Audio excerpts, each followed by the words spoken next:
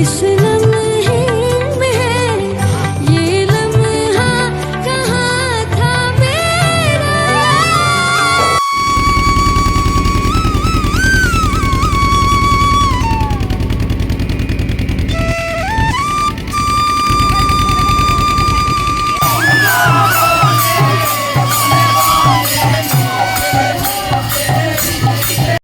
Welcome back to my channel Mithu's family. আমার পরিবারের সকলকে অনেক অনেক স্বাগতম জানিয়ে আজকের ব্লগটা স্টার্ট করে ফেললাম। এখন ঘড়ি কাটায় বাজে 7:30। তো আজকে আর ডেলি ব্লগের মতো কাজকর্ম শেয়ার করবো না। আজ দেখতেই পাচ্ছি সকাল 7:30টার সময় রেডি হয়ে গেছি, মেয়ে রেডি হয়ে গেছে, আমি রেডি হয়ে গেছি, তোমাদের দাদা ভাই রেডি হয়ে গেছে। তো চলো এখন কোথায় যাচ্ছি সেটাই তোমাদের সঙ্গে শেয়ার করবো। তো গাইজ আজকে ভিডিওটা পুরোটা দেখতে থাকো, আর আশা করি এই গরমের মধ্যে যে যেখান থেকে দেখছো অনেক ভালো আছো, সুস্থ আছো, ঠাকুরের কৃপায়। তো চলো আজকে সঙ্গে দেখতে থাকো পুরো ব্লগটা। এই যে বন্ধুরা দেখতেই পাচ্ছ বেরিয়ে পড়েছি আমরা তিনজন মিলে, আমাদের ছোট্ট একটি পরিবার এবং আমার ইউটিউব চ্যানেলে অনেক বড় পরিবার। তো আমার 7000 ফ্যামিলি, আর এই যে আমরা তিনজন আর আমার ওই 7000 ফ্যামিলি। আমরা কিন্তু কখনোই আলাদা ভাবি না, তোমাদেরকে কিন্তু আমাদের রেগুলারই ডেলি কাজকর্ম কিন্তু শেয়ার করে তোমাদের দেখাই, এবং আমরা কি করছি সেটাও মনের কথা কিন্তু খুলে বলি। আমি ভাবি তোমরাও আমার ফ্যামিলি, মানে আমার নিজেরই লোক। তো গাইজ যাই হোক, আমরা এখন দেখতে পাচ্ছ বাড়ি থেকে চলে এসেছি গোড়াবাজার ফেরিঘাটে। তো যারা আমার লোকাল বন্ধু আছে তারা হয়তো এই ঘাটটাকে চিনেই থাকবে। এটা একটা পপুলার ঘাট, যেখানে কোনো সময় নৌকা ফেরিঘাটে এসে মানুষকে দাঁড়িয়ে থাকতে হয় না, কন্টিনিউ নৌকা পারাপার হতেই থাকে। তো গাইজ যাই হোক, আমরা এখন যাব এপার থেকে ওপারে, আর আমরা যাব এখন বসন্ততলা মায়ের কাছে পুজো দিতে। তো সকালবেলায় ঘুম থেকে উঠেছি প্রায় 5টা নাগাদ। তারপরে যা হয়েছে, স্নান করেছি, সংসারে যাবতীয় কাজ সামলিয়েছি এবং ঘরের ঠাকুর দেওয়া সেগুলো তোমাদের সঙ্গে শেয়ার করিনি। ওগুলো যদি শেয়ার করতে চাই তাহলে ব্লগটা একদম ঘিচিমিচি হয়ে যাবে এবং এলোমেলো হয়ে যাবে। সেজন্য আমি চাইলাম যে না, আজকে শুধু মায়ের কাছে পুজো দেওয়ার ব্লগটাই তোমাদের সঙ্গে শেয়ার করব। এবং আমি মেলা থেকে যা যা কিনলাম রান্নাঘরের জন্য, ছোট্ট ছোট্ট মিনি কিচেনের জন্য যে জিনিসগুলো কিনেছি সেগুলো তোমাদের মানে দেখাবো। তো গাইজ চলো আজকের পুরো ব্লগটা তোমরা দেখতে থাকো। আমরা চলে যাব এখন গঙ্গা পার হওয়ার পর মা বসন্ততলা মেলাতে।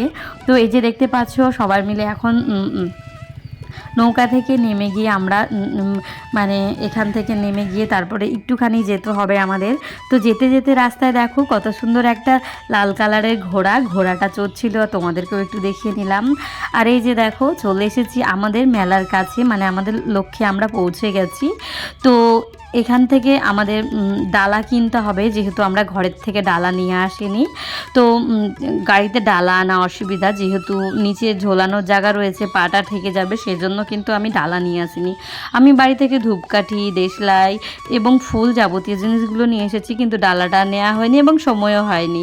তো গাইজ যাই হোক, এখানে ডালা হচ্ছে যদি তুমি কাঁসা থালাতে দাও সেখান থেকে তুমি ডালাটা ফেরত নিয়ে যেতে পারবে না, মানে কার ডালা কে নিয়ে নিবে, এত ভিড়ের মধ্যে পুজো হয়তো, সেই জন্য এখান থেকে সবাই নর্মালি ডালা কিনে তারপরে দেওয়া হয় মাকে। তো এখান থেকে ডালা হচ্ছে আমরা কিনে নেব একটা। আর এই যে কত মানে এই সকাল 7টা বাজে আমরা যখন আসি তখন দেখি প্রায় কিছু মানুষ পুজো করে রিটার্ন ঘরে যাচ্ছে, আর আমরা কেবলমাত্র ঢুকলাম এই 8টার মতো বাজে, আর মেলায় ঢুকেছি আমরা। আর এখন এসে যা অবস্থা তোমাদের কি বলবো, এই যে ভাইটা দেখো আমার ক্যামেরা দেখে কিভাবে তাকাচ্ছে, কি সুন্দরভাবে তাকিয়েছিল, তাই না বলো? তো চলো এই যে এখান থেকে আমরা এখন ডালা কিনে নেবো। আর এখানে ডালা কেনার জন্য যদি তোমরা আসো পুজো দেওয়ার জন্য, তো সবাই হাত ধরে ধরে টানাটানি করবে, আমার কাছে নেন, আমার কাছে নেন। তো আমাদের যেখানে ভালো লাগলো সেখানেই আমরা এই যে দেখতে পাচ্ছ হাতে ডালা এবং ডাব নিয়ে নিয়েছি। আর মা শীতলা মায়ের মন্দির, যেহেতু মাকে ডাব দিয়ে স্নান করাতে হয়, আমার জ্ঞান পড়া থেকেই এখানে পুজো হয় এবং আমরাও আসি। তো মেয়ে হওয়ার পর আমি একবার এসেছিলাম, কারণ মেয়ে 3 বছর পর্যন্ত বয়স যখন ততক্ষণ আসিনি, 3 বছরের পর একবার এসেছিলাম। তারপরে যে মেয়ের 5 বছর, তারপরে যে মেয়েকে নিয়ে পুজো দিতে আসলাম। ঘরের থেকে ভাবলাম এত সকাল সকাল যাচ্ছি, হয়তো মন্দিরে পুজো দিতে অসুবিধা হবে না, ফাঁকাই পাবো, কিন্তু আমার মতো আরও সবাই চালাক আছে। তো সেই জন্য কত সামনে লাইন, সেই সামনে লাইন দিতে দিতে প্রায় 2 ঘন্টা মতো লাইন দেওয়ার পর এই যে মায়ের মন্দিরের কাছাকাছি একটু আসতে পেরেছি। আর মেয়ে প্রচণ্ড বিরক্ত বোধ হচ্ছিল, মানে 2 ঘন্টা ধরে ধরে একটা বাচ্চা মানুষ লাইনে দাঁড়িয়ে থাকা মানে কতটা কষ্টের সেটা ভাবো। তো গাইস ওর আবার মাঝে খিদেও পেয়ে গেছিলো, তো ওকে একটা ঘুগনি কিনে খাওয়ানো হয়েছে, তো এখন একটু শান্তশিষ্ট আছে, যার কারণে একটু একটু শান্তভাবে আমরা পুজোটা দিতে পারবো। এই যে দেখতে পাচ্ছ এখন হচ্ছে মায়ের মন্দিরে ঢুকবো। আর এই যে আমার যখন ব্লগিং করি সবাই কিভাবে ক্যামেরার দিকে তাকায়। তো গাইজ যাই হোক, এখন হচ্ছে এই যে দেখো হরিনাম ঢুকছে মন্দিরের মধ্যে, সবাই কিন্তু খালি পায়ে হেঁটে অনেক দূর থেকে নাম নিয়ে এরকমভাবে আসে। তো চলো দেখতে থাকো।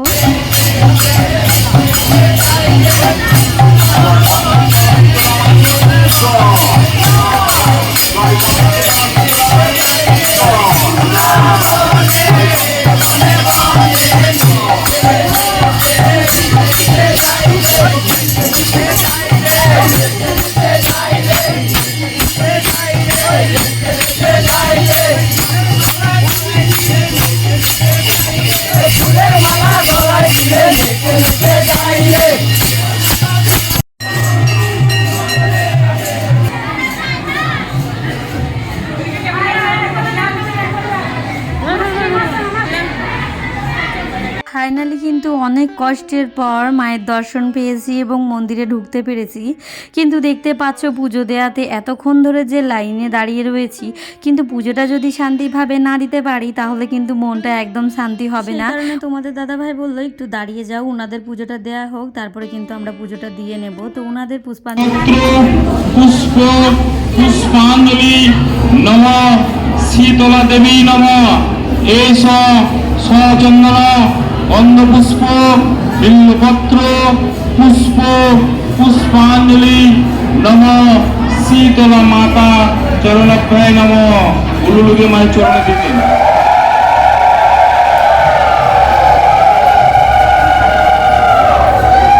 এবার প্রণাম করুন, বলুন নমামি শীতলাং দেবী সুপেতাং সুরপালঙ্কিত মস্তকা। জয় মা শীতলা।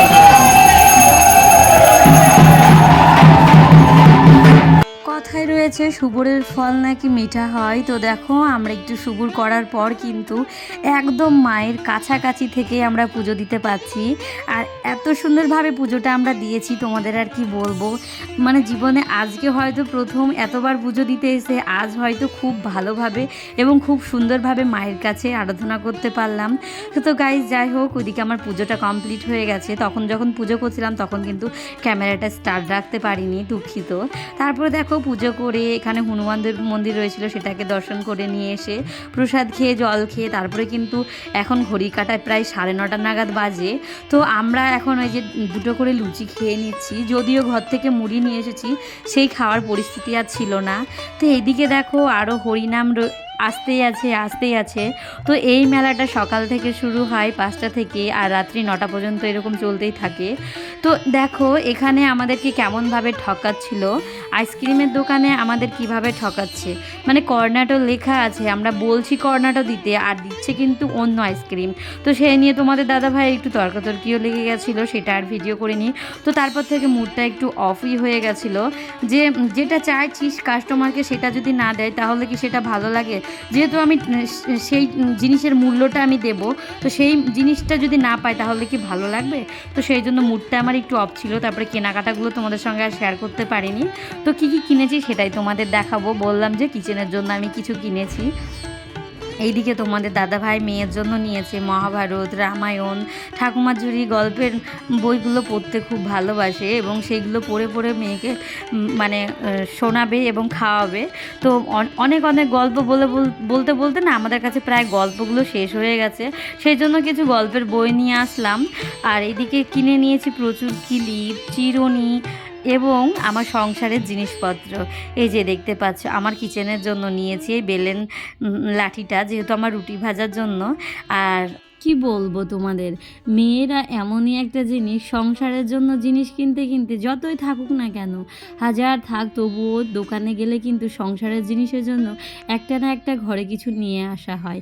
তো আমি আজ একটা নিয়ে আসিনি, আজকে 3-4টে জিনিস কিনে নিয়েছি আমি আমার রান্নাঘরের জন্য। এই যে এটা সকালবেলায় তোমাদের দাদাভাইকে চা খাওয়ার জন্য আমি গিফট করলাম। তো এই গ্লাসটা খুব সুন্দর লেগেছে আমার, তোমাদের কেমন লাগছে অবশ্যই কমেন্ট করে জানাইও। আর এই গ্লাসটার দাম নিয়েছে মাত্র 40 টাকা, গ্লাস না এটা কাপ। তো গাইজ যাই হোক, তোমাদের দাদা এমনিতেও চাটা কম খাই, তবুও শখে যদি পড়ে খাই তো তখন এটাতে দেওয়া হবে। আর ভালোবাসার মানুষকে যদি ভালোবেসে যদি কোনো কিছু গিফট করা যায় সেটা তো আরোই অমূল্য রতন হয়ে যায়। তো গাইজ যাই হোক, এই যে আরেকটা জিনিস যেটা নিয়েছি আমার বন্ধুদের জন্য, মানে আমি ব্লগ ভিডিও যখন করব আম মাখা কোনো কিছু তেঁতুল মাখা তখন কিন্তু এই বাটিটার মধ্যে করব। বাটিটা এত সুন্দর লেগেছে তোমাদের আর কি বলবো, আমার মন ছুঁয়ে গেছে, সেই জন্য কিন্তু নিয়েছি। আর এই বাটিটাও কেমন লেগেছে অবশ্যই কিন্তু জানাইও। এই বাটিটাও নিয়েছে 40 টাকা। বাটিটা নেওয়ারও কিছু কারণ রয়েছে, কারণটা বলি তোমাদের সঙ্গে শেয়ার করে দিই, তোমাদের জন্যই তো এত কিছু নেওয়া। তো এটা হচ্ছে আমি যখন ব্লগ ভিডিও বানানো, যখন হচ্ছে আম মাখা কিংবা অন্য কিছু করব তখন কিন্তু এটাতে আমি ভিডিও শ্যুট করতে পারবো, সেই জন্য আরও নিয়েছি। তো যাই হোক, এদিকে চললো এই বাটিটা, মানে তোমাদের কি বলবে, বাটিটা কিন্তু কাচের না, দেখে মনে হচ্ছে কাচের, গ্লাসটা কিন্তু কাচের, বাটিটা কিন্তু কাচের না, প্লাস্টিক টাইপের, ফাইবার টাইপের, কিন্তু পুরো কাচের মতনই লাগছে এবং হালকা খুব। যাই হোক, এদিকে একটা ছোট্ট দেখে খুন্তি নিয়েছি মেয়ের জন্য। তো মেয়ে তো সারপ্রাইজ হয়ে গেছিলো নেওয়ার পর। এইদিকে মেলায় গেছি যখন, বাদাম নিব না তাই কখনো হয়। আর এই যে মুড়ি নিয়ে গেছিলাম বাড়ি থেকে, মুড়িটা ব্যাগের মধ্যেই ধরা রয়েছে। যাই হোক, আজকের মধ্যে তোমাদেরকে সব দেখানো কমপ্লিট হয়ে গেছে। তারপরে মেলা থেকে নিয়ে এসেছিলাম আমাদের প্রিয় খাওয়া জিলেপি। তো আমরা এদিকে জিলেপি খেতে থাকি, তোমরা চ্যানেলটা সাবস্ক্রাইব করতে থাকো বন্ধুরা। তোমাদের সঙ্গে দেখা হচ্ছে আবার একটা নতুন ভিডিওর সাথে, নতুন একটি দিনের সাথে। সকলে ভালো থেকো, সুস্থ থেকো, ঠাকুরের কাছে এই কামনাই করি। তোমাদেরকে সকলকে জানাই অসংখ্য ধন্যবাদ নিজের মূল্যবান সময়টুকু আমার ভিডিওতে দেওয়ার জন্য। Tata, bye bye.